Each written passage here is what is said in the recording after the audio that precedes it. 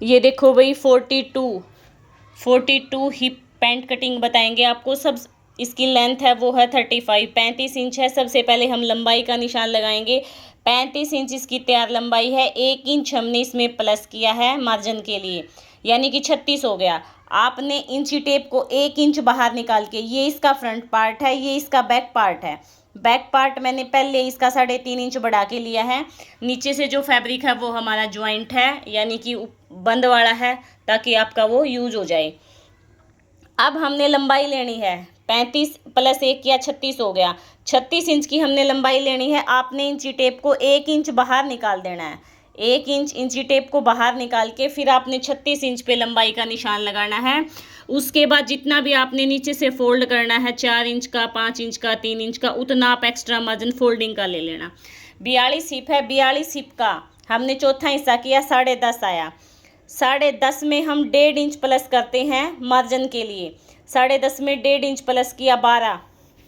अब ये देखो, आपने यहाँ कन्नी को छोड़ के हमने ये 12 इंच पे एक निशान लगा लिया। कन्नी को छोड़ के 12 इंच पे हमारा ये निशान आ गया। जहाँ 12 इंच पे निशान आया था वहाँ से हमने आसन की लंबाई ली है। हिप का चौथा हिस्सा लेते हैं हम। हिप का चौथा हिस्सा 10.5, लेकिन उन्होंने थोड़ा सा लूज आसन करवाया है तो मैंने आधा इंच एक्स्ट्रा ले लिया। 10.5 की बजाय मैंने 11 इंच लिया है।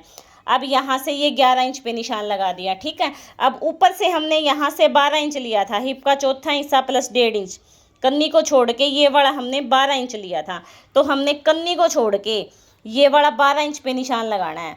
कन्नी को छोड़ के 12 इंच पे ये निशान आ गया। प्लस हम 2 इंच एक्स्ट्रा लेते हैं क्रोच एरिए के लिए। क्रोच एरिए की शेप देने के लिए 2 इंच हमने ये एक्स्ट्रा लिया, ठीक है। उसके बाद टोटल हमारा 14 हो गया। 12 इंच तो हमारा ये ऊपर बेल्ट वाला आया था, 2 इंच हमने क्रोच एरिए के लिए लिया है, 14 इंच हो गया। अब 14 इंच यहाँ से 14 आया है, तो आपने सेम यहाँ मोरी से कन्नी को छोड़ के यहाँ 14 इंच पे निशान लगा लेना है। कन्नी को छोड़ के हमने 14 इंच पे निशान लगाया, हमारा ये निशान आया। इसका हमने हाफ किया 7 इंच।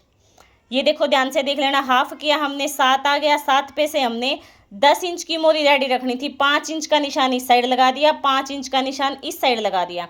और फिर आपने क्या करना, शेपर फट्टी उठानी है। शेपर फट्टी रख के और यहाँ शेपर फट्टी रख के हमने इसमें मिला देना है। ये हमारा फ्रंट था।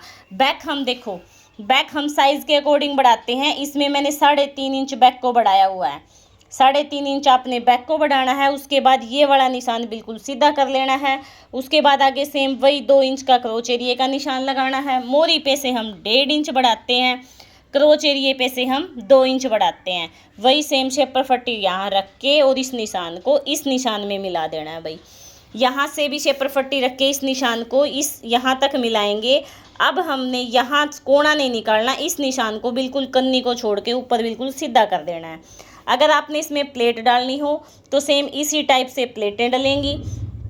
ये जितना भी आपका आया है यहाँ तक, उसका आपने हाफ कर लेना है। हाफ पे से यहाँ अगर हाफ पे निशान आया तो उस निशान को बिल्कुल सीधा मिला दो। आपकी लंबाई में आ जाएंगी 4.5 इंच की प्लेट, चौड़ाई में आप आधा इंच उनको दबा देना।